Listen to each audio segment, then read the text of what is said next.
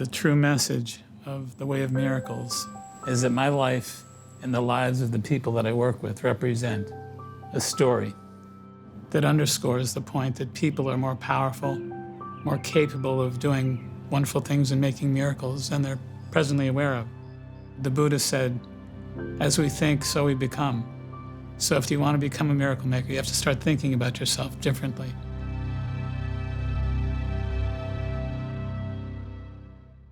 For the past 35 years, I've seen 60,000 appointments. I started my practice in 1982 with the notion that I was going to be helping people lose weight. I'm thinking simple basic nutrition 101. Surprise, surprise, people started coming in right away with problems that I felt really badly about. I felt so much compassion for so many of these people that needed help. So I decided I was going to give it a try. As far as I knew, nutrition couldn't do half of what I ultimately found out that it can do, but it was a process of discovery, one person at a time.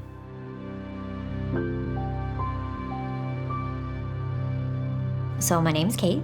I was 29 years old when my husband and I decided that it would be an ideal time to start our family. When it didn't happen immediately, we sought help from doctors and became increasingly more heartbroken and frustrated that we had not met with success. At such a young age, I was told by doctors that I had diminished ovarian reserve. I asked for a referral and was connected with a reproductive endocrinologist.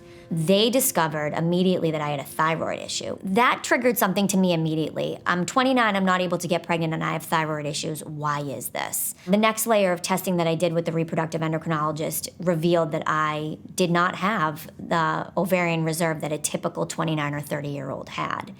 And when I asked them about that, I was told that it was bad luck, that I had just drawn the short straw, and that was the way that it was going to be, and we could get over that through IVF treatments, but that was simply the way that it was, and perhaps that was a genetic component. I went through many failed cycles at the first practice that I worked with. I will never forget the day that I wrote that my doctor said that I was an anomaly. I looked across from her at the table one day and I said, shouldn't I be pregnant by now? And she said, absolutely. The average person is pregnant by now. That was crushing. In addition to that, I had started seeing an acupuncturist because I was really looking for any avenue of medicine that was going to help me be successful. That's how badly I wanted this family. And she noticed that after my treatments, I would get hives, sometimes where the needles were. And when I saw her again, she said, I want you to try going gluten-free because there is a link between skin rashes and hives and things like that and a gluten allergy. Going gluten-free, first of all, it eliminated my hives. But second of all, my thyroid function came back normal. That was when I was like, I need to pursue this avenue of my health a little bit more seriously. And that's when I connected with Mark. The first time I met Mark, I joined him in his office and I filled out a questionnaire about the food that I eat. I told him why I was there. And I was skeptical, so I didn't give Mark a lot of information. I wanted him to prove to me that he knew what he was talking about. To this day, I think the most remarkable experience that I've ever had regarding epiphanies is the epiphany of my compassion leading me to the idea of nonverbal communication, opening up an energy field between my patients and myself that taught me everything I needed to know about them and more. So he muscle tested me. He asked me a series of random questions. Are you cold? Which I knew was linked to my thyroid, but I didn't tell him I had a thyroid issue. He asked me if I sometimes got viral sores. And then he showed me a diagram of my body and said that my fertility issue was with my ovaries. I hadn't said anything about that. I told Mark I wanted to have a baby and I couldn't, but I didn't tell him that the doctors had identified that I had low ovarian reserve. So from muscle testing me and asking me 3 questions that indicated to me he knew exactly what was going on, my jaw was practically on the floor. There's so much going on in a human being, so much going on that's nonverbal. And I'd feel that, I'd sense that, I'd perceive that at deeper sensory levels in my own being. I was learning things that I didn't know I had access to. But I opened up my heart instinctually and got back their answers instinctually as well. He told me that I had like a retrovirus that was wreaking havoc on my immune system. He told me in that very moment what foods I could eat and what foods I had to avoid. And then he put me on a bunch of supplements. He told me, don't do any treatments in the next 3 months, but give me 6 months and I guarantee you will be pregnant in 6 months. So I went home and that day, cleaned out the cupboards, bought all the supplements, did my research. You know, I was nervous about taking all those supplements, but in the research that I had done, I learned that Mark was putting me on things that my body needed and should have been getting and just wasn't because of modern day food and what we do to the food that we eat. So I checked back in with Mark at like the 3-month mark, and he said, like, I think you can, start a treatment now and go about your treatment. After 3 months on that diet, I had a completely different response. So prior to the diet and the supplements with Mark, I was producing 7 eggs that were resulting in 2 embryos that could be transferred back into me. 3 months later, I produced 17 eggs that resulted in 10 viable embryos to work with in order to achieve a pregnancy. I'll never forget, my doctor walked in the room too, like after those results had come out, and he just looked at me and he said, "Who are you? I can't believe what has happened." It did happen, and it happened right shy of the 6-month mark that Mark had promised. One of the things that Mark would do when my husband and I were meeting with him is he would actually call us mom and dad. When you would leave a meeting with him, you would say to yourself, he believes this is gonna happen to me, and he keeps telling me that I need to believe this is gonna happen for me as well, and that was transformational for us. And so there was the food and there were the supplements, but then there was also this piece about just remaining positive and believing that this would happen. Probably the best visit I've had with Mark was when I was able to bring my daughter in and meet Mark, and he looked over at her and she looked at him and she just let this ginormous smile out for Mark, and it was just one of those really special moments for me. And I think for Mark too. He said to me, the baby that people said wouldn't exist smiled back at me today.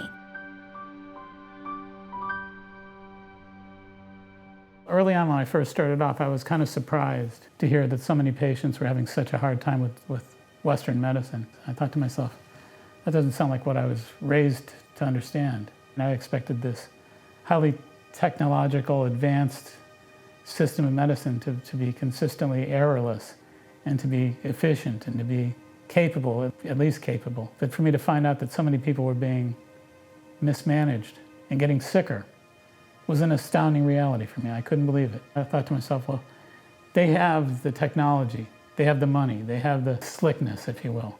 I don't have any of those things, but what I can make up for is compassion, concern, interest. When I work with somebody, I'm just positively determined to make sure it's going to happen. So I had patients that are stacking me up with issues that I was unfamiliar with.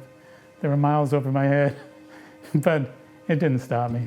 One of the most incredible things that I stumbled on with whole systems medicine was this interconnectedness. There are all these different energy zones in the body, different acupuncture zones, meridians, if you will, and there are different ways to address the imbalances of organ systems because of the interconnectedness of energy. The Western world, we tend to think of those things as all separate. A kidney is a kidney, a liver is a liver, but they're all actually part of one electromagnetic family. Within the context of Ayurvedic medicine, food is one of the major forms of medicine. These are 4,000-year-old systems, so they had 4,000 years to work out the knots. How can you not embrace something that's been that well experienced? Everything is energetic. Everything. We're energetic. All our foods are energetic. The reactions we have with our foods are energetic. There's a system of energy here that says either good things are going to happen or bad things are going to happen with energy. So by eating a certain food that supports your energy system, you're feeding your wellness, your ease. You're feeding your healthiness. With negative foods, you're actually feeding your disease, your sickness. So I think it's important to realize that virtually everything we think, everything we eat, everything we drink, every sip, every bite, every encounter, virtually everything we do is energetically tied to this reality of universal chi, or life force. This idea that life force can be managed in order to make life better, that's really the basis and foundation of my work. My name is Adulio. About 8 years ago, I was diagnosed with Parkinson's. My brother had it. Yeah, we saw his brother with the symptoms that he had, and I noticed the similarities in my husband. Our neighbor has Parkinson's. My former boss had Parkinson's, all roughly a few years maybe before you, but their symptoms were a lot worse than yours. And then you started catching up to what they were going through. Well, I used to work as a custodian, used to be a lot of walking. I used to stumble over my feet, sometimes fall. So he put me on Cinemat pills. They helped a little bit, but not much. We'd all be walking along, a group of us, and I'd turn around like, where's my husband? And he'd be lagging behind, I could see the effort in him trying to reach us, and he couldn't. And that's when I'm like, well, this is really not good. And Doris, our close friend, knew Mark from previous situations, and she suggested we see him, and at first we're like, we're still sticking with our physician. He's got to do something right. And it started just getting worse and worse. And the swallowing was the scariest part. Yeah, when he would be eating, swallow. he'd always choke on his food. And they kept saying, well, we'll try something different. We'll try something different. And it just wasn't working for you. That too made me make the decision to go see Mark. I had my doubts, but Yeah, I said, it's getting worse. What can I lose? where your brother ended up, you didn't want that to happen to you. No, I didn't. He did kinesiology on him and told us exactly what he could and could not eat. Brought those little tube things and tested me with stuff what I can eat in my arm. I was like, who is this guy? I was like, this ain't gonna work. No way. And it worked. He told him, 21 days, you are going to see a difference. We're both like, okay. So he said, when we left that day, I am determined to go and do what he said. And I'm like, okay, we'll see. When we got out of the office, we went to get the supplements right away. I went out, bought the organics and all that he needed. He lost 30 pounds in those 21 days. And I'm like, you are a different person. His movements, everything, just, it was like, this is unbelievable. So like they say, you are what you eat, it's true. Yeah, it's like a miracle. I think you have to be careful about the concept of turning diseases into a bunch of labels purely for the identification of a protocol that has a matching pharmaceutical drug or two. Well, in the case of Adulio, viral inflammation was causing the symptoms that were mimicking symptoms of Parkinson's neurodegeneratively. Symptoms are the language of the body. The symptoms lead you to the source. Listening to the symptoms and not shutting them off, in my opinion, is a much better idea. When I go to my neurologist, they can't believe how well I'm getting. I walk 2 to 3 miles 3 times a week, and it feels great. Before I couldn't do it because I used to like stumble over my feet, sometimes fall. Or even before I tie my shoes, I'd have like a hard time making a bow and tying it. I'd be there for like the longest time, but now, no problem. We're dealing with human beings that are like universes unto themselves, complex, deep. It's important that we understand that to just give somebody a label is to disempower them. I want to empower them by giving them answers so that they can take care of their own situation at home. The way he's going now with how he's improved, if he didn't do that, I don't know how much longer he would be here. With what he's doing now, he's going to be around a lot longer.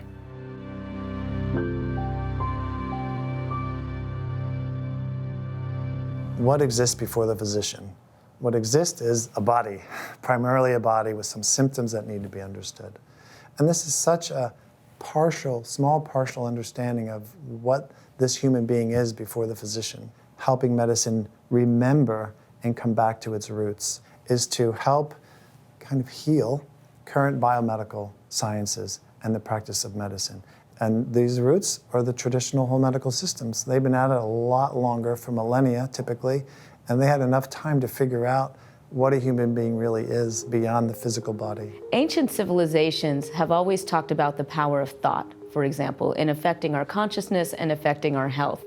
And through tools in psychoneuroimmunology and neuroscience, we now know that our belief systems greatly affect our health, and that's actually influencing our endocrine system and our central nervous system. It's affecting the patterning of energy and information in our bodies. And that's why the way that we think, the way that we feel, has such a powerful role in impacting our health. Orthodox medicine looks to quiet the symptoms. It's directed to the point of impact of the disease, the discomfort, the pain, the suffering. Somebody'd go to a traditional Western doctor for a migraine headache. The doctor would give them a medication that would actually deaden the nerve endings so that you couldn't feel the inflammation in your head. It's still there, but you can't feel it. My way of dealing with that holistically would be to say, let's find out if it's the liver that's causing the problem. It could be a high concentration of indoles and phenols and different chemistries in the liver that's causing liver inflammation. It's sending this message to the body, to the head, in the form of pain called a headache. And it could be a food allergy or food sensitivity to wheat, to dairy, to any one of a number of possibilities. To me, the most important facet is to understand the dynamics, the physics, if you will, of the disease, to get to the root of what's causing the pain, the suffering, and to be able to work systemically within the context of imbalances that are existing in those systems. I don't want to just shut the pain off. You're not correcting the imbalance. I mean, we could ask the question, does the current medical system, as it's commonly practiced in the U.S., foster, does it mirror whole person medicine, where a physician really has enough time to query the person, how they're doing, their home life, their emotional life, in addition to their physical life and symptoms, and we just don't see enough of that. My name is Michael, and I experienced sudden hearing loss. At first, I wasn't sure. I really didn't know about the severity of it. I didn't know if it was water in the ear from swimming at the beach, or I didn't know what it was, and was subsequently diagnosed with autoimmune sensory neural hearing loss. That was what I was told. Your immune system is out of whack. Your immune system is attacking your body, so we need to calm down your immune system. Treatment was prescribed steroids, and after a period of time, it seemed to work. And then about, I'd say 4 or 5 years later, the hearing loss came back again. Again was prescribed steroids, but this time it wasn't working quite as well as the first time. Called my doctor and said, hey, what's going on here? You know, when's this supposed to kick in? How long is it supposed to take till I get my hearing back? And the response I got was, well, it's not coming back. You know, it might not come back. You know, might actually get worse. And the goal of this treatment is to help stabilize where you are and try to keep it from getting worse as much as possible. It's not going to cure you. We actually don't know. We have limited number of drugs, limited number of options to try. The only way we know if any of this works is if you tell us. And I'm thinking to myself, wait a minute, aren't you driving the bus? The message was to learn to live with it and manage it. Hearing aids, they talked to me about doing a condylar implant, and I actually got hearing aids. Even with the hearing aids, hearing was still not great. I was still having difficulty in conversations, talking to people. If I'm having a meeting, talking with someone in a business setting, and they're sitting across the table, I couldn't understand them. I couldn't hear them. It was not manageable. And so I said to the doctor, I called him up, said, look, this isn't working, and we got to do something else. I tried managing it, and he said, sorry, there is nothing else. And I just realized that, it's time to change course. You're not driving the bus anymore. Give me the keys. And that's when my first encounter happened with Mark.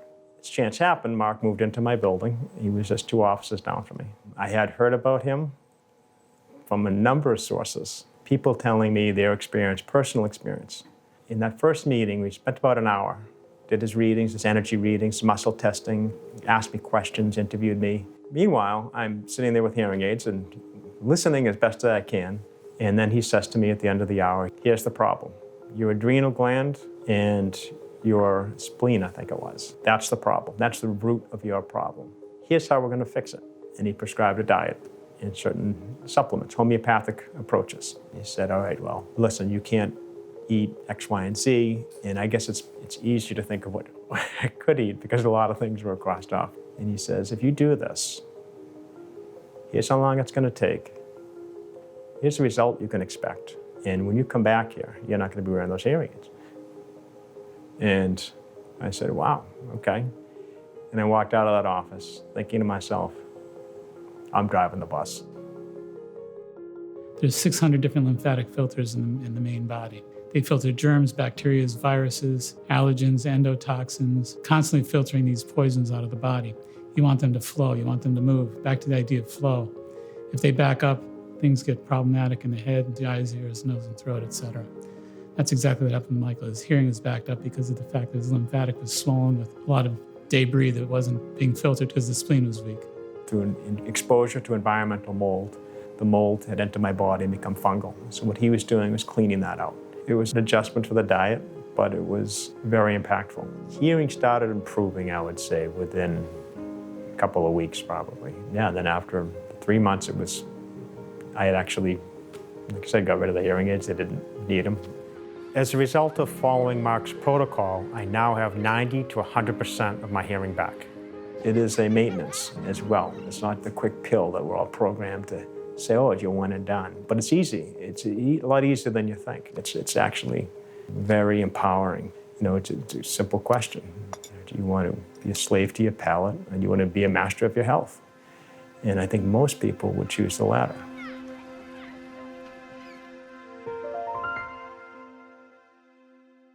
Basically, science was predicated on the science of Isaac Newton's physics, which recognized the world or universe as two parts, a physical and an energetic realm, and that whatever was physical would be affected by physical things, and energy not being physical would not affect it.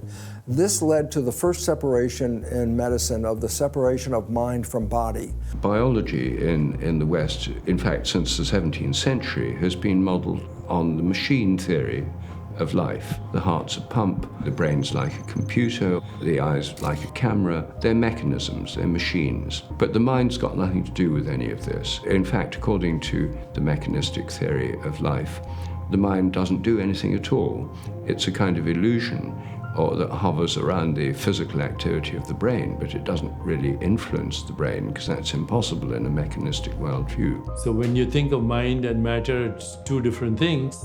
Already you've broken simple laws of physics, laws of conservation of energy and matter, laws of thermodynamics. Lifting your hand has to be preceded by an intention. The hand can only lift if the hand and the intention and the source of the intention are the same entity. If they're two different entities, the hand won't lift. We have been steeped in an era of what we call materialism in medicine and science. So what does that mean? It basically means that we have been fed a belief system that we are separate and that we are only physical, and that consciousness arises from physical processes such as brain function. Western medicine is missing the boat with half the equation of reality, which is energy. It's dealing at a material level. That fundamental split is a kind of an illusion of the reality of the whole person. So in that sense, Western medicine as it's currently practiced will never really be able to address the totality of healing of a human being. What does the word physical mean? Well, it comes from the word physis, which is a Greek word which means nature. In fact, at the time of Newton, they called scientists, what we call today scientists, they called them natural philosophers. So physics is really about nature. Today, though, it has degenerated into something that's as well as material, it's something that's concrete, that's something that I can touch, et cetera, et cetera. And we know from physics that actually the touch that we have or feeling the boundary is an illusion in the sense that actually it's just electromagnetic forces.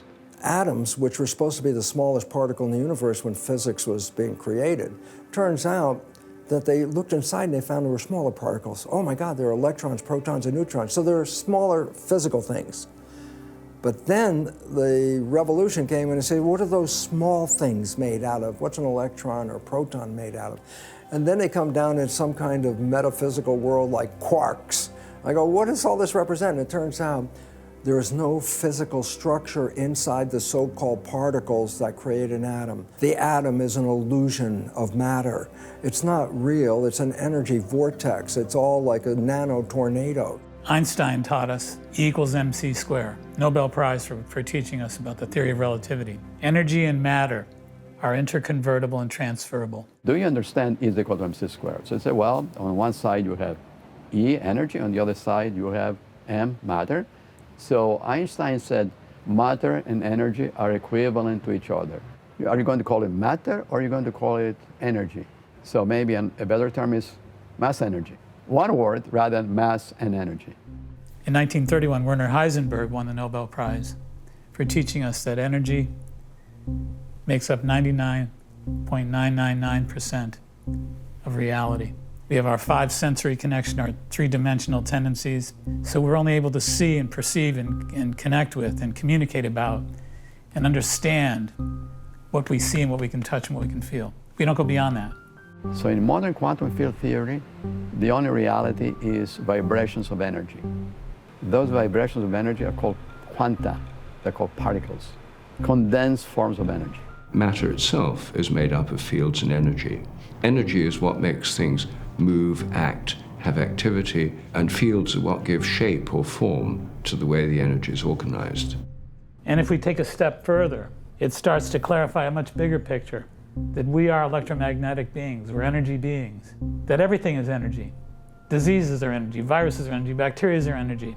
There's a process, there's a dance that takes place between our energy and the energies around us and within us. When we lower our frequency, our energy, our verve, our life force, we run the risk of lowering our electromagnetic frequency into a range that harmonizes with viruses that are capable of affecting our neurological beingness. Albert Einstein's very famous quote comes right here. The field is the sole governing agency of the particle. Energy is the sole governing agency of matter. Energy is the force that shapes matter. We've excluded energy from all the sciences because they were Newtonian. It doesn't mean Newtonian science is wrong. It's just a small subset of a bigger science called quantum physics. And quantum physics is the energy universe that we live in. One thing that a number of healers say, regardless of their healing tradition, is they talk about information that is stored both within the body and outside of the body. The biofield is a set of interpenetrating and interacting fields of energy and information that guide our health. So you have kinesiologists and energy healers talking about how they can get information about a person's history, their memory, even their emotional state from informational fields around the body. What's the definition of field in physics? A simple definition? Invisible moving forces that influence the physical world. I go, well, this is amazing because ancient word spirit is invisible moving forces that influence the physical world. Quantum physics is giving us the insight that spiritualists had always talked about without a scientific foundation. Now, there's a science of energy.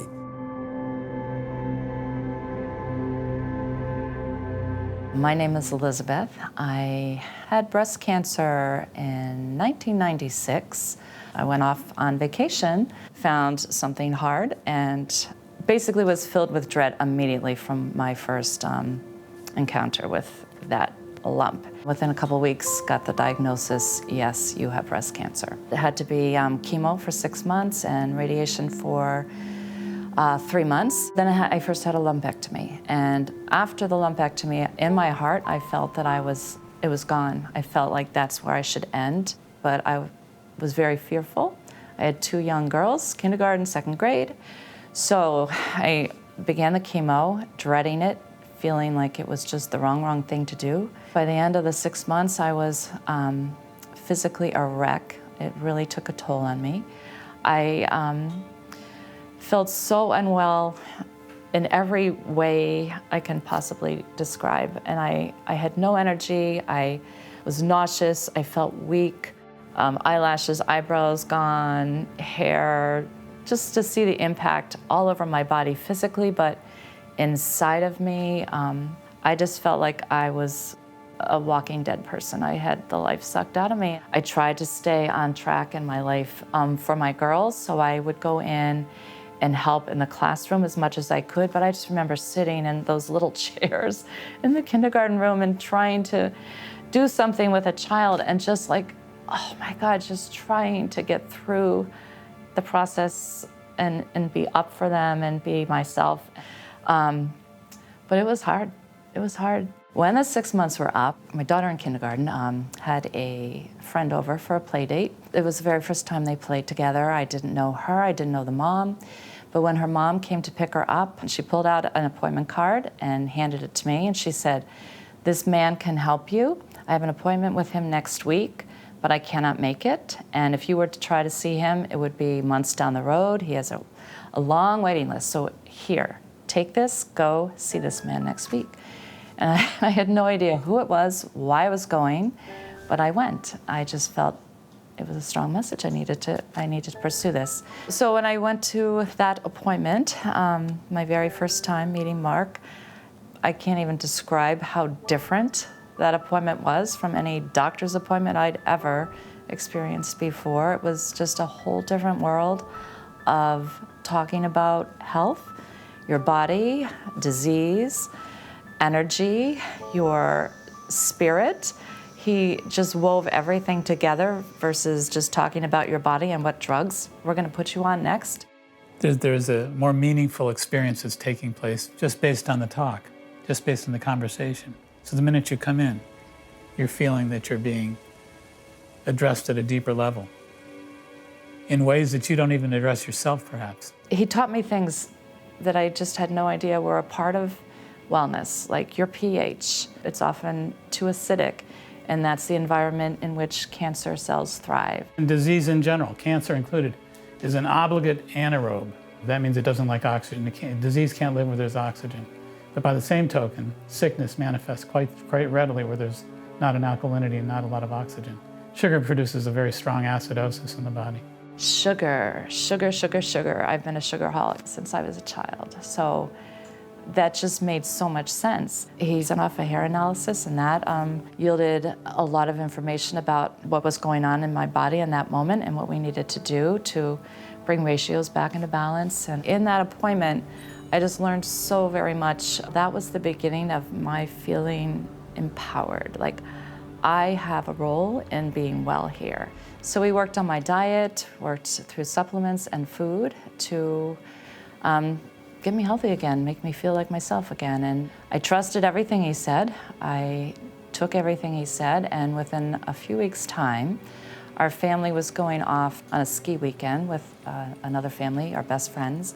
I was going with them, but I was just going to be staying in the lodge, not skiing, obviously, because I had no strength or energy or the wherewithal anywhere in my body to do that.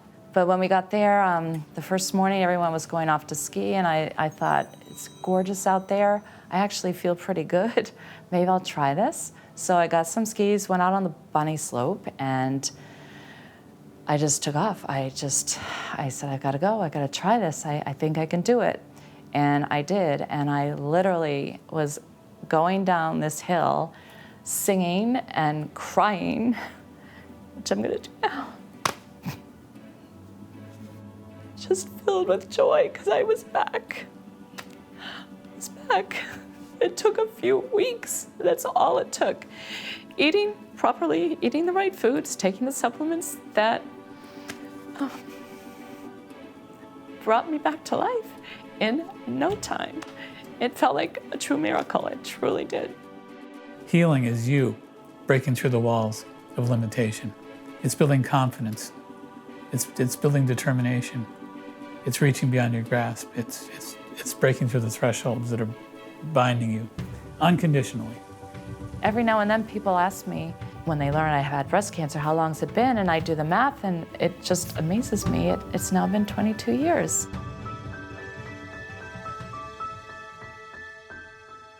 There are all kinds of aspects of the biofield that we already know about and that we measure. So for example, we can place electrodes in our head or on our heart, and we get these electromagnetic readouts, right, from EKG and EEG, and those tell us about our clinical condition, our heart health, and our brain. So those are aspects of the biofield. We can even study the biofield of cells. We can look at electromagnetic readouts of the cells, and we can look and see how using electromagnetic energies affect cellular health. That's pretty well known and studied, and it's really a booming area in regenerative medicine, for example. When we put electrodes across the body, which is done in hundreds of thousands of times every day in doctors' offices, you're measuring current flow. And whenever we have a current flow, you create a magnetic field. Every time the heart beats, it also produces an electromagnetic field. The heart's the largest source of rhythmic electrical energy in the body. So the heart's magnetic field can be measured with today's equipment about 3 feet from the body. We've actually proven and published now in peer-reviewed journals that the magnetic field of the heart is carrying emotional information. We currently have about 75% accuracy in knowing what the person's feeling, whether they're conscious of it or not. We are energy beings. And the biofield is the energy field of our bodies. And it's an organizing field. I believe that all of the chemistry and physiology of the body is controlled ultimately by the biofield, but still the consciousness or the mind is the master of the biofield. And the biofield we see as a bridge between the mind and the body.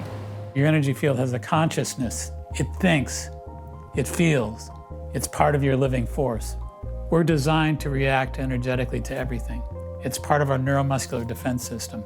So again, if you're sitting at home relaxing and you hear a shot go off in the neighborhood, you're gonna jump. That's part of your neuromuscular defense system trying to protect you. Our bodies are designed to react not just to those circumstances in those fashions, but everything. If I have you raise up your arm and I calibrate you and I say, look, if you hear negative images, negative thoughts, your arm's gonna be weak. If I give you positive images, love, happiness, you're gonna get strong. In the same way, we can actually call out foods, wheat, dairy, and get you to react and respond. You line up 100 people, they're going to have different positives and different negatives. That's the beauty of everybody's energy field, because you are a conscious, living, dynamic awareness. You and I are fields of living awareness. So we're tapping into that field of living awareness with intention. That's how we find out what's going on with the body. We tap in energetically, find out what kind of systems are breaking down and how we can build them back up and balance them. If somebody gets a migraine headache or a stomach ache, they're not thinking about energy. They're thinking about their physical properties. My head hurts. Your head to you is something material and physical. But I challenge people to think that when you get into the why does your head hurt? You start to move into energy. So your headache might happen because you ate a food that's causing an inflammation. That's the transference of energy. So again, 72% of all disease is inflammatory, but 99.999% of all activity is energetic. Inflammation is happening at an energetic level. My name is Yelena. In 2009, I started getting headaches. My vision started getting worse, and I went to see a doctor. After MRI, she said, well, there is bad news. You have meningioma, brain tumor, size of walnut in your head. And after I went to see a specialist, he said there's nothing we can do besides surgery. There's two types of surgery. One, they go through your nose, and the other one, they open your skull. And since my tumor was too big, they couldn't remove it through the nose. They had to open my skull. The surgery was done, everything was perfect. My vision came back after I was completely blind, and I started seeing again. I was very happy. I was very happy for a year, and about a year, and then my symptoms start coming back. I went to see a doctor again, and he did MRI, and he said, well, there is bad news, tumor come back most of the time, and it started growing again. I asked, why? What is the reason? Why is it coming back? Why is it growing again? And he said, nobody knows. And at that point, I said, no, it's not coming back. It's not growing. I'm not going through second surgery again. And I started looking for some other ways. And a friend of mine recommended me to see Dr. Mincolla. At that point, I was ready for anything, just not to go through surgery again. My first appointment with Dr. Mincolla was surprising for me, actually. He put his finger right here and then started pushing my hand down and asking questions like wheat, sugar, dairy. And every time my hand fell down, it meant that I can't eat particular food. In order to avoid surgery, I need to change my diet and go strictly with everything what Dr. Mincolla told me. I would have to come every month so he can adjust my diet through muscle testing and change some supplements. We all have a genetic map when we're conceived, and there's mutations on our genetic maps, potentials and possibilities for disease that can manifest in accordance with our hereditary patterning. But these can't express unless there's something to trigger them. Things like sugar and allergies like wheat allergies end up driving up the arachidonic acid levels, which drive up the leukotrienes and the COX-2 hormones. Many diseases follow this pathway of inflammation. My headaches start disappearing and I start feeling better. Everything came back to normal life. And after about 2 years, I went to see my doctor to do MRI. He did MRI and he said, listen, I don't know what you're doing, but keep doing it. Your tumor is shrinking, it looks great. And he got very excited with my results. I've been tumor-free for 9 years now, and I keep following diet. Sometimes I cheat a little bit, but in general, I follow Dr. Mincolla's recommendations. The diet works, supplements.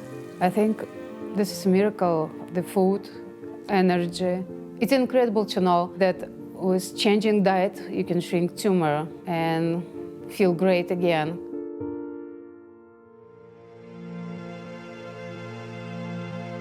Coming from a physical point of view, which is physics, of course, quantum physics, we quickly get to the point of what is the mind and how does the mind interact with matter, what is called matter, and what is the nature of reality? So these are deep questions, but they really come down to what, in fact, any human being experiences, which is our own mind. So when we talk about health, a lot of times, particularly in the West, we really mean health of the physical body.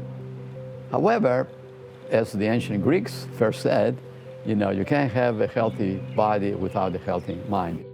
There's two little words, internal and external.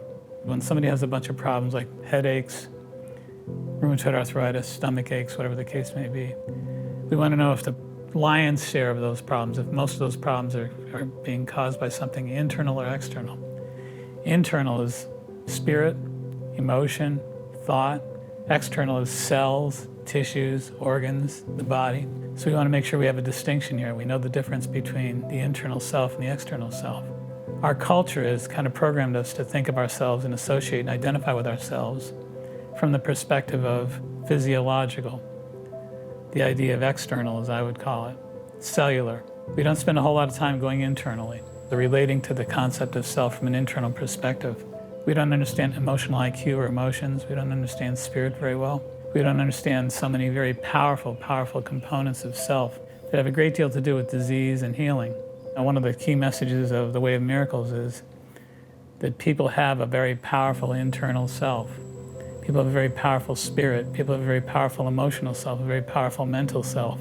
These unseen, invisible, extrasensory components of self that exist beyond the parameters of the five senses are the missing link to human greatness. So there's two types of medicine: prevention, intervention. When it comes to acute disease, trauma, accidents, interventive medicine is essential. When it comes to chronic disease, chronic ailments, the expression of genetic weaknesses, etc., that's where holistic medicine shines. Every disease has a causal root. Every disease. Inflammation is going to push the buttons. Stress and tension is going to push the buttons. Trauma is going to push the buttons. Any of those circumstances, they're capable of triggering a lot of those genetic realities. Most people have been programmed with the belief about genetics. And in that science, we talk about something called genetic control, that the genes control our physical traits, but then we also went on to say that genes control our behaviors and emotions as well. And that leads to an understanding that we are victims of our heredity. Whatever is running in my family, I can anticipate that I shall likely express that as well. In contrast, there's a revolution, and this scientific revolution is based on a science called epigenetics. Epi means above. I said, what's the above? I said, well, the environment. But then all of a sudden I say, yes, but between the environment and ourselves is a mind. And so the mind not just reads the environment, but it also provides an interpretation of that environment based on our programming and learning experiences. Epigenetics can change the readout of the genes based on the signals from the environment. I can create over 3,000 different protein molecules from the same blueprint based on epigenetic control mechanisms.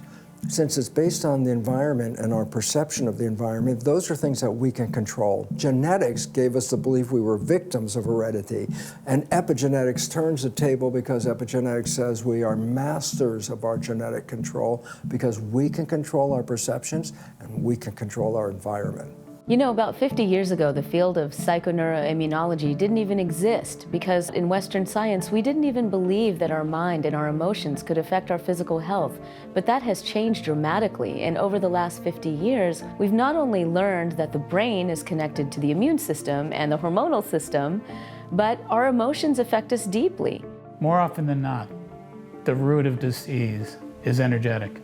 It's emotional imbalances that cause physical sickness. It's grief, it's anxiety, it's unresolved. So emotion that's unresolved puts us in a stress chemistry state that triggers the psychosomatic response, bridging from the immaterial to material. The mind and the body are one thing. They're one field of energy. And there's more chemistry that's produced in your brain than there is in the downtown pharmacy. As we think, so does our body go. The nervous system is perception, reading the environment. But the mind is an interpretation of the perception. When the brain interprets through the mind that this is a stress, it's usually time to engage what is called fight or flight. I got to get out of here, I got to save my life, or I got to engage, I got to do something. I say, that engagement involves arms and legs. When we're at rest and at peace, the blood flow is principally into the viscera and into the head, where we nourish the organs that keep us healthy, maintain our bodies, and just watchdog of how the system is working. Stress hormones cause the blood vessels in the gut to squeeze shut.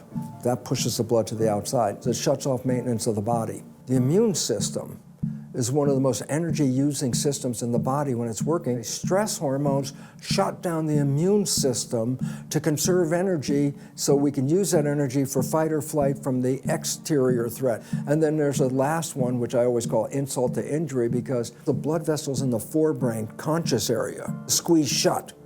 That pushes the blood to the hindbrain, which is reaction, reflex, no thinking, response. And so the three effects of the stress hormone, shutting down the growth and maintenance, shutting down the immune system, and it shuts down intelligence because thinking is too slow in an emergency response. In today's world, stress is 24/7, 365. We were never physiologically designed to have that interference with growth in the immune system and intelligence for long periods of time.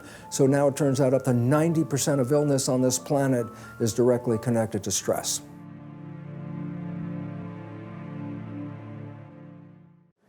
All the while we're being raised and we're moving through our earlier period in life, there's a soul that's observing silently all of our life process. We touch upon it from time to time. We get closer and then further away. The challenge is to lock into it, to identify with it as source, as true self. We have a conscious mind that processes 2,000 bits of information per second.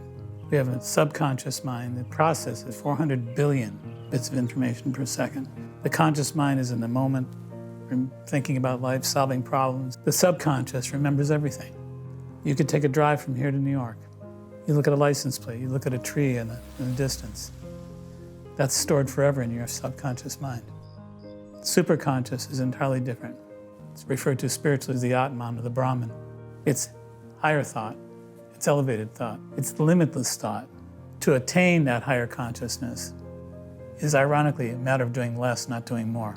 We can develop and become aware of superconsciousness through a lot of meditation, prayer, going within ourselves, operating at a deeper level beyond our mundane level of consciousness. Most of us live in beta brainwave states. Stress, stress, stress. Stress can be dealt with in a variety of different ways. One of the most important ways is deep meditation. Meditation, prayer, yoga, dance. There are a number of different ways, but really the key is simply to drop into an awareness of the subtle in every moment, letting our minds quiet and really allowing ourselves to feel deeply in our bodies. When you start to quiet the mind through your meditation, you move into the meditative state, which is alpha, and things start to slow down. And when things slow down, possibilities open up. You start to move closer and closer into the superconscious realm by calming our nervous system at a deep, deep level, by cultivating peace. Cultivating peace means you don't embrace negativity. You don't get stuck on it. You move past it. It's a question of whether you're controlling your mind or your mind is controlling you.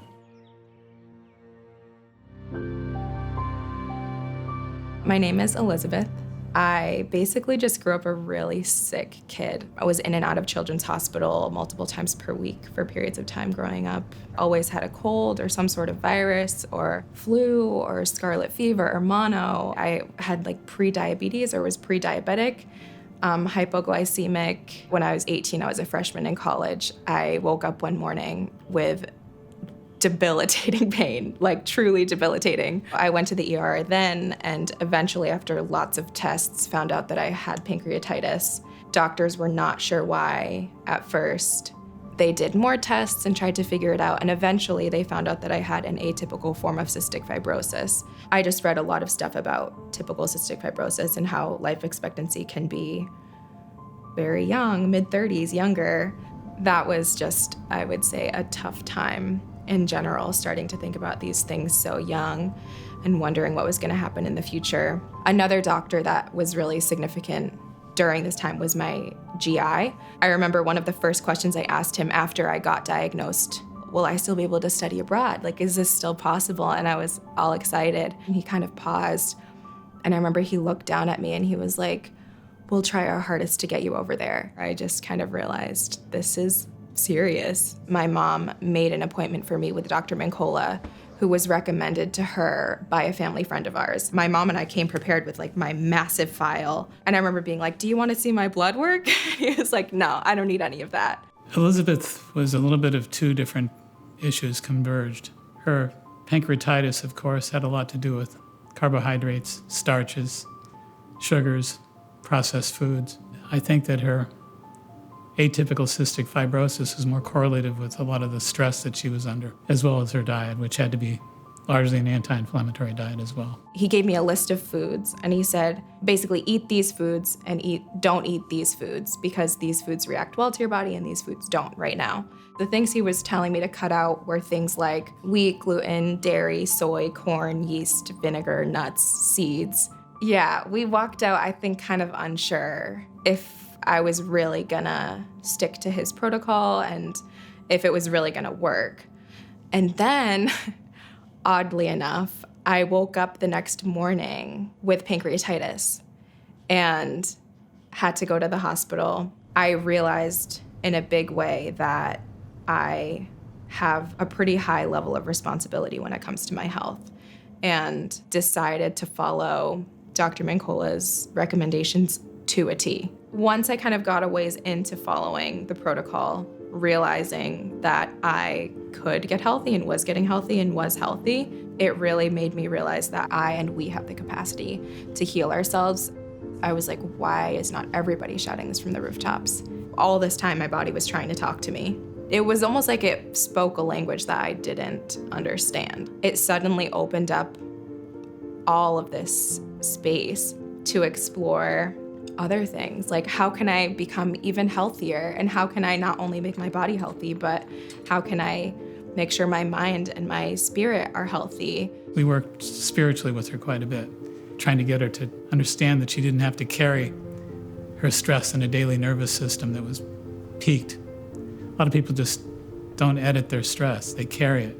And I think that we talked to her a lot about changing her whole chemistry at an emotional and a mental level as well, and not accepting that stress. Eventually, a couple years later, really, I did kind of look back and realize, like, I'm living the way that I was told I wouldn't be able to live. I think that moment happened while I was studying abroad. You could say, like, maybe proving my GI doctor wrong, who seemed to not have a lot of faith in the possibility of me going over there. The biggest thing that this whole journey has given me, and seeing Dr. Mincolla has given me, is a new relationship with myself and the way that I interact with myself. There is some level, I believe, of the divine in all of us. I think we're here to recognize that in each other. Emptiness, clarity, openness, flow is the direction we need to start operating our minds in, and to understand that we can apply it to making miracles. Miracles are exceptional, they're extraordinary. In order to produce extraordinary possibilities, we need to use our extraordinary machinery. And there's nothing more powerful than the superconscious mind.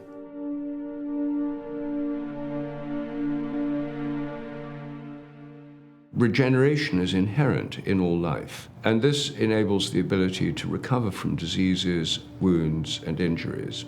We have it, of course, in wound healing. You get a cut or a scratch, and then it heals itself, the skin heals up. The human body is actually not a thing, but a process.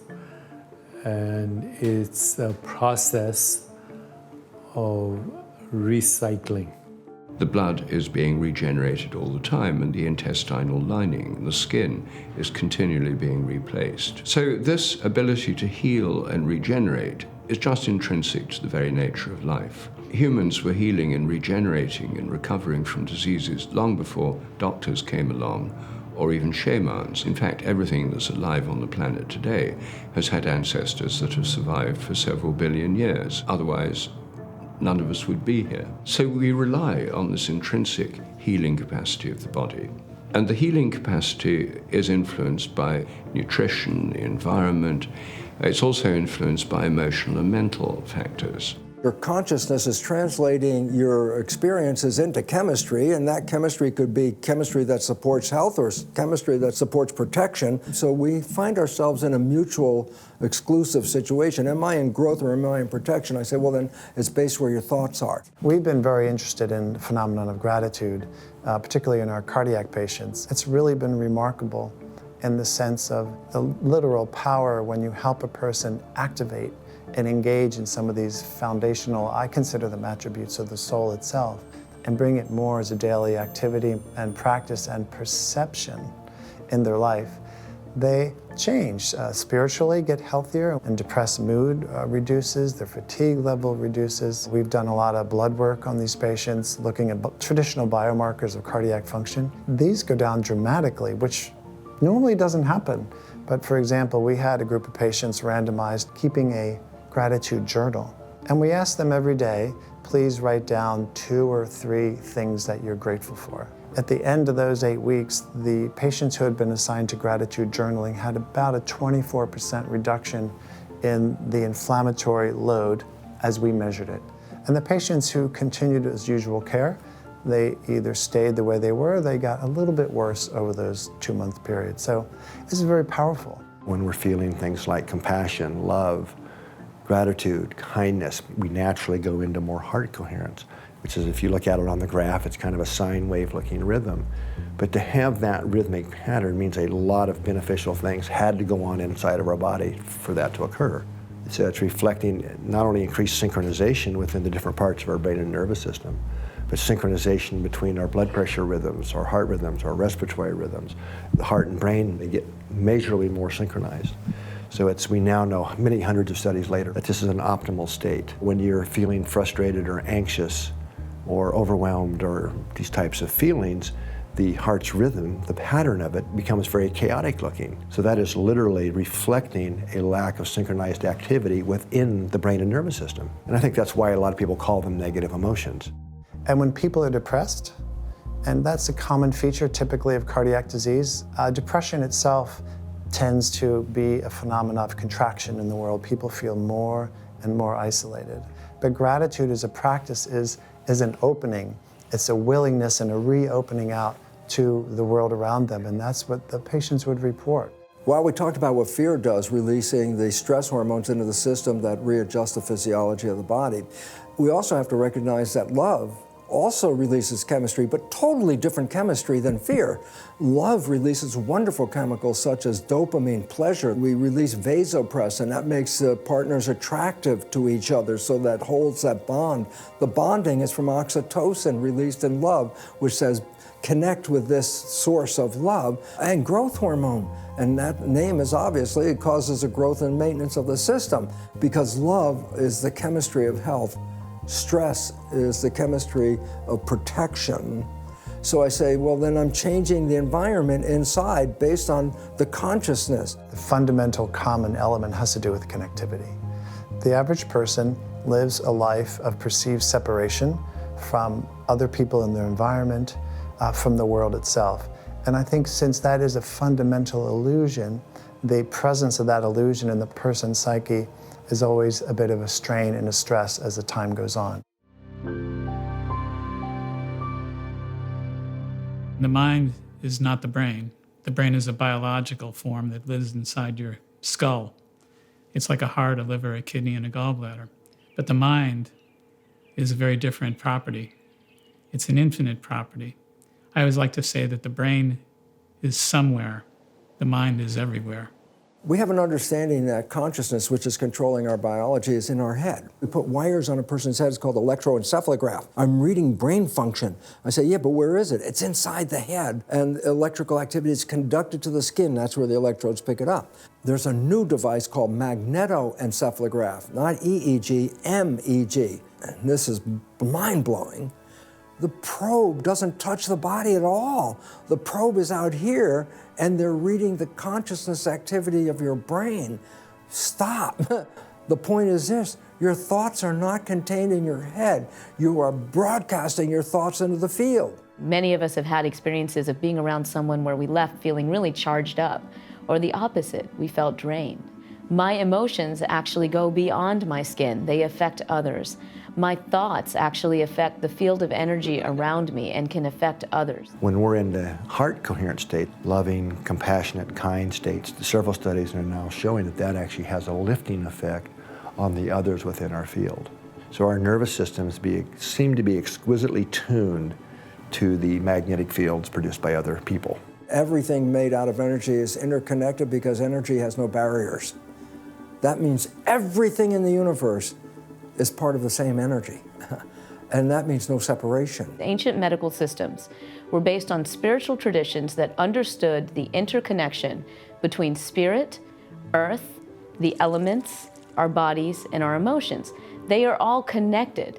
Now this may seem, really like, how does that work? But basically they had worked out these systems really well. And what we experience as pain, depression, is really due to a lack of harmony within ourselves and our environment, right? So it's really based on a different cosmology. From a biofield point of view, the biofield is basically giving us information about our sense of harmony with ourselves and our environment. So when acupuncturists talk about stuck energy, or an energy healer says, you've got energy stuck in a particular chakra or a meridian, what they're talking about is an imbalance in the system that needs to be moving towards harmony. And so the more we pay attention to these subtle aspects of being, the energetic feelings that we get from everything around us, from our emotions, our thoughts, our interactions, the more we're realizing we're not separate.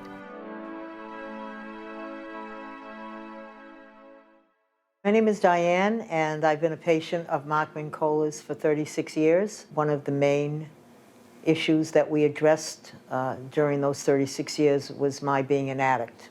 I gave up alcohol when I was 26, and I went on to bigger and better things, thinking nothing. I didn't even think I was an addict, really. And I'm in the music business, so in the 70s, cocaine was it. It was great to have it. I was powerful.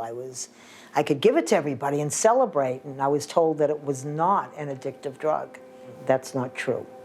And for the next 8 years after I started, it was pretty much a living hell. I functioned, I worked, I did all the things you do, but spiritually I was just getting broken down. I was going to a therapist, I was very messed up, and I didn't feel well physically, and he said, there's only one person I know for you to go to. And I was so desperate, I didn't care who it was at that moment, I thought. And then I walked into his office, and I left saying, I'm not going back there. He's just not a good fit for me. He's too arrogant. So I went back to therapy, and I progressively got worse, mentally, physically, spiritually. And the physical aspect was getting horrible, and the therapist said, I can't help you if you don't want to see Mark Mincolla. You got to go. And I walked in, and I told him I didn't like him. I told him I thought he was arrogant, but that I was desperate, and I needed someone to help me. And I sat there with my arms like this the whole time, in fighting mode. And he looked at me at one point and he said, I'm here for you, forever, whatever, doesn't matter. You can be whoever, because I said, I'm not giving up cocaine. He said, that's okay, I'm here for you.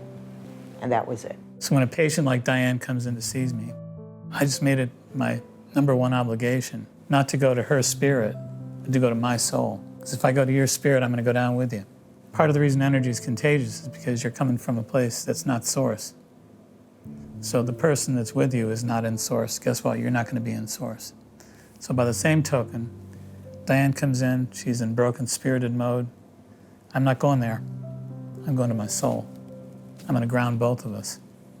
There's a contagion there that's more powerful. When I went there, I strictly went there for physical purposes, I thought. But there's something about him. When you walk in his office, he knows who you are. Not your mind, not your story. He knows the essence of your being, and right away the healing starts. I was living thinking, well, I came from messed up background. I blamed it on everybody, and I didn't know what the root of it was. So self-contempt is something that's been programmed in our lives. We tend to feel shame, doubt. We tend to feel negative feelings about the concept of self, being deserving. I always say, I want you to picture yourself as a child. Go home and search through all your photographs. Find yourself as a 5-year-old kid, a 6-year-old kid, and look at that picture of that 5 or 6-year-old, and there's 2 things I want you to look for: deservedness and innocence. After years and years of living in this world, we tend to lose the innocence. We tend to lose the sense of deservedness. We associate our deservedness with our innocence. So can we associate deservedness with the loss of innocence? That's extremely important. Can we forgive ourselves for growing up?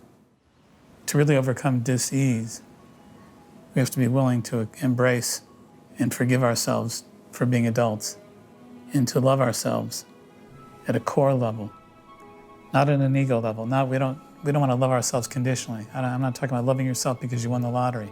I'm talking about having a core love of that child that was 5 and 6 years old that's still living in your heart. He would do that work on me to go in and really nurture myself. So I was able to reflect on the kindness that I do have, the tenderness, the love. And all he wanted me to do was, instead of putting it all on the outside, was to take it in and put it on the inside. I got off the cocaine, didn't drink, but sugar was the essence of an addiction that, again, I was a little kid. I'm 3 years old. I had a tooth pulled. They gave me a lollipop.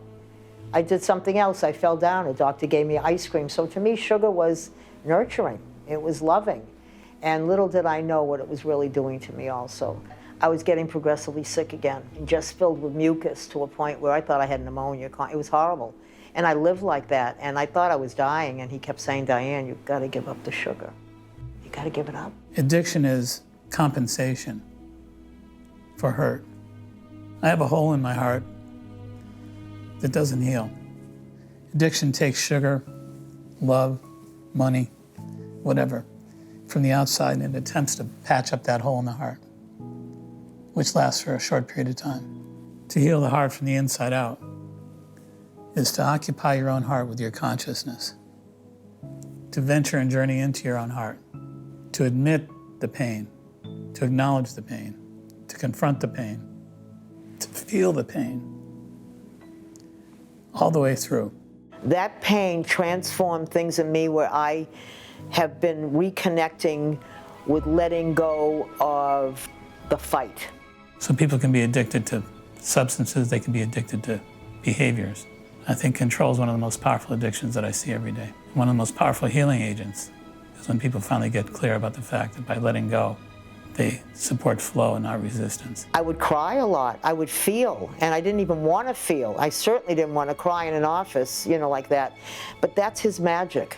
That's one of his magics, that he can just penetrate the heart. And eventually, I had a very profound spiritual experience. It just hit me between the eyeballs to get on my knees and ask God for help. And I gave up sugar. I haven't had sugar other than some fruit in 8 or 10 years, which is a miracle. I knew I could go somewhere where somebody unconditionally cared about me and was willing to hold the space until I caught up with it. If I didn't have Mark Mincolla in my life and I just went to a psychiatrist, a regular one, or I went to a regular doctor, not putting them down, everybody has their purpose, but in my life, I don't think I'd be here today.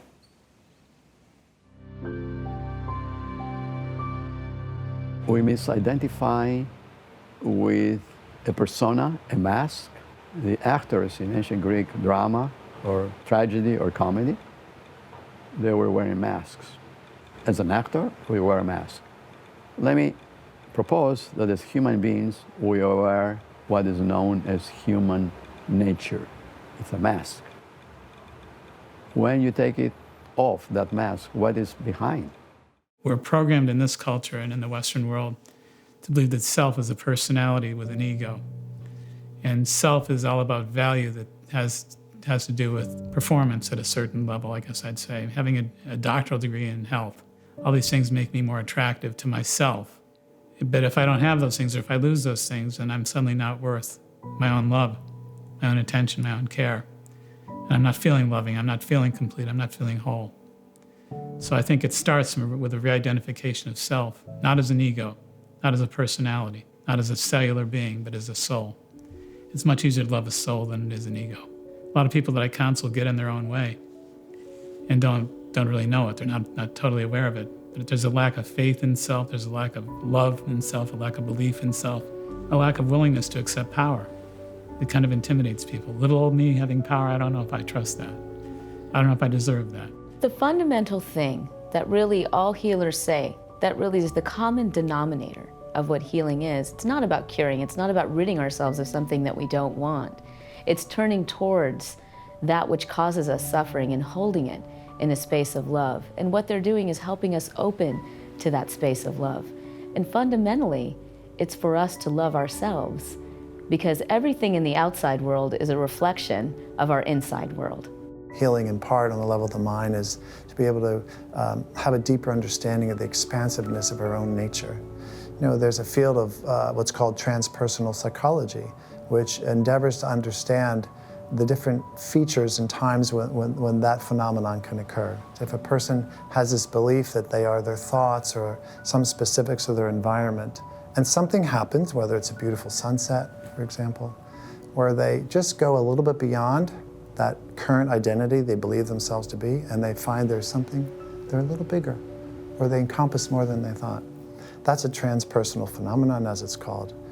And so many realms of healing, I believe, attempt to induce these effects. We need to understand that we're capable of tapping into an inner self that's a higher self, emanating from a soul self, a higher self, more than capable of performing miracles. What is that invisible, formless, infinite entity that knows itself as the experience that we call the visible or the material? What is that?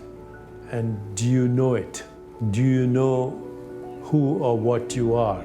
At the ego level, there's separation, there's compartmentalization. At the superconscious, higher level, the Atman level, the Brahman level, there's only one. There's no more than one. Healing is the return of the memory of wholeness from the fragmented mind to the whole mind, and finding out that you're a timeless being having a time-bound experience. The Bhagavad Gita talks about the soul that is impervious. The arrows can't pierce it, the swords can't pierce it. The spirit can be broken, the heart can be broken, the body can be broken, the mind can be broken, the soul can't be broken. For 4 years, we planned this documentary, and to my mind, we were thinking in terms of bringing patients in that had gone through remarkable, miraculous recoveries. I never dreamt for a minute that I'd be involved in that process. Unexpectedly, I contracted Lyme disease, and lo and behold, it just pulled the legs out from under me. I lost my balance, I started to have tremors, I lost my strength. The pain was just indescribable, and it was so difficult for me to contend with because it seemed to get worse and worse and worse and worse. And it was worsening for 4 years. So one night I fell, hit my head. I was on the floor for 14 hours, unable to move. I was paralyzed. To be isolated in your own mind, not knowing to what extent you're paralyzed, has a way of just isolating you within your own soul. There's talk about meditation being a process where you get into your core self in the form of pure consciousness, awareness, not thought. When I say my soul self, I landed in this place of pure awareness. I just wasn't able to think in that place, which is exactly what I needed. There's a point at which we make a decision to live or die, where we can cross over the line. I'm convinced that our spirits can commit us to the other side. And at that point, I had to walk to the end of my life in my mind and see who I was and what I wanted. So I had to make a decision as to whether I was willful about living or willful about not living anymore. I went to the edge of that cliff and I came back. And I finally was rescued off the floor. There was a 10-day period where I was unable to walk, unable to move. I had to be carried to the bathroom because I didn't know that I'd ever get my walking back. I never knew that I'd get my strength back. I thought I was perhaps permanently paralyzed. And that's a hell to live through, not knowing. So I finally had gone to the hospital and spent 4 days in the hospital and then a week in a rehab. They weren't sure that I was going to be able to walk either. Their determination was I wasn't going to get better. I was going to stay the same or get worse progressively. My first week in the rehab hospital, I was in the gym every day walking with walkers, doing the exercises I was given. And they were shocked at how much time I spent there and how hard I pushed. I was determined to create my healing, to energetically impose the most powerful energy that I could to heal. To me, everything is energy. Energy is about frequency, it's about vibration. In the truest sense, I believe that disease begins with dis-ease. The dis-ease in my life started long before the symptoms of Lyme disease. And dis-ease begins with a certain level of self-ignorance. There's a place deep within that has to be connected with, that keeps us well, that keeps us from being dis-eased. And I found that place in the bathroom floor after about 14 hours. Embracing miracles automatically insinuates that you have to embrace the difficulty, the sickness, the stress, the thing that brought you to a potential miracle. Holism is always happening. We're always exposed to both sides of the universal process, yin and yang, dark and light, pain and joy.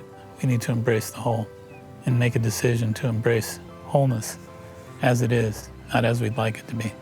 Part of my miracle recovery is all about being unified between mind and body, coming from the soul and merging all parts of self in unity. I don't do anything against myself anymore. Everything has to happen in flow.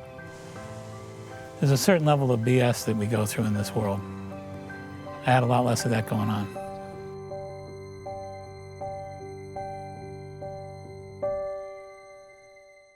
Consciousness interacts with everything because consciousness is everything.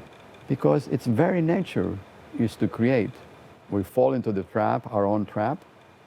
It is our own trap. I want to emphasize that. People say, no, it's not my trap. You know, somebody created for me. My parents created. Okay, maybe somebody created for you. But now, who are you? You're repeating the trap of somebody. Ultimately, it is your own trap. You're trapped by your own mind. The baseline of our embracing of a reality at a cultural level comes from our downloading, our programming. I'm not strong enough to make a miracle. I'm not powerful enough to make a miracle. Somebody else can make miracles, I can't.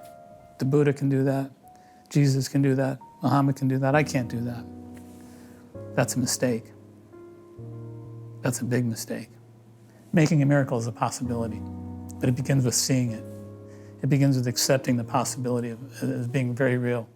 One of the aspects of that formless, non-local, infinite being is that it can modify itself as intention. So intention is inherent in consciousness. So as a culture, we're at a place, we've arrived at this place where we desperately need to think in terms of possibilities, infinite possibilities, if you will. We need to think in terms of reformatting our ethos in a way that is not skeptical or doubtful, but rather expectancy-oriented. We're the creators of miracles. I think it's not a matter of waiting for miracles anymore. It's a matter of rolling up our sleeves and taking up the creatorship of miracles. Consciousness is creating our life experiences, and biology now demonstrates it at the level of our experiences are manifest by this nervous system, which are broadcasting it in the field, affecting what's going on outside, affecting what's going on the inside. Change your thoughts, you change your biology. Change your thoughts, you change the world you live in. Sickness, illness, disease, long-term fights, long-term stress produces really negative walls of energy, and they get thicker every day. They don't go away. You're just kind of sucking it up, showing up for another day of life. And it's another day of unhappiness. People have such thick, blocked energy fields to convince them that they have the power and the potential and the likelihood, the certainty even, of healing, of breaking through the threshold, putting a slit in this wall, and splitting it apart and walking through it. Yeah, I can't cross the threshold because I don't have enough money. I don't have enough money to get divorced. I don't have enough money to buy health food, organic food. I don't have enough money, strength, and time in my life. I'm too old, blah, blah, blah, blah, blah. There's never an excuse. And there's never anything in your way but you. And to take that step to say, I'm breaking through. No ifs, ands, or buts. No conditions. No conditions. We're not going to wait until it's sunny for this to happen. We're doing it right now. We're trying to help bring medicine back to its roots, and medical roots prior to the advent of what we call the biomedical model in the West, or allopathic medicine. We're trying to cultivate the understanding of the importance of those elements of the whole person and to bring them into the practice fully of medicine. And the importance of the emotions, the importance of the psyche, the importance of recognizing the spiritual nature, we could say consciousness nature of the person. That is when healing can occur. East is east and west is west. We've learned about material life here and they learned about energetic life over there. I think it's time we bridged the two and actually started to kind of make a wholeness out of it. And I think it's all about the holism of life, not the compartmentalism. When we move from the model of pathogenesis, okay, the study of disease and getting rid of disease, to a model of salutogenesis, a model of healing and harmony, where we recognize there's a disharmony within us. So instead of trying to get rid of our pain or get rid of our depression or our anxiety, we're actually looking towards it and we're saying, what's here? Can I hold this space for a minute and allow what needs to come up so that it can transform into the next step? And that's where harmony is restored, and that's how healing really is happening. Healing is a unique process. And I want to say that healers are everywhere. There's a healer in everybody. There's a healer within all of us. So to address each other from a deeper place, to address our own lives from a deeper place, is a way to heal the planet.